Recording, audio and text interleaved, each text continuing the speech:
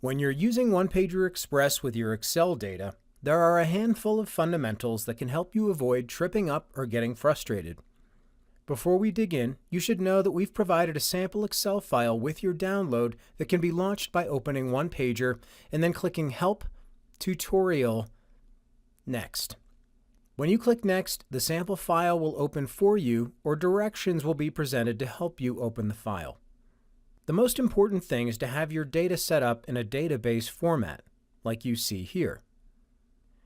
OnePager will want to see your tasks and milestones in rows and the attributes for those tasks and milestones in columns. You cannot build your dates out to the right, like this. The easiest way to think about it is a row in your Excel will equal a shape in your Gantt chart in OnePager.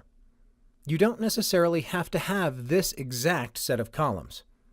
The only mandatory columns are a column to use for your task or milestone labels, a start date, and a finish date. If you're creating a milestone chart, you can get away with using a single date column for both start and finish.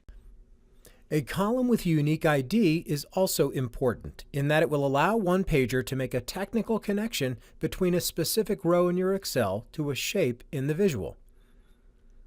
As you use your Excel to update your chart, it is the unique ID that will help OnePager know which row corresponds to which shape and adjust them accurately.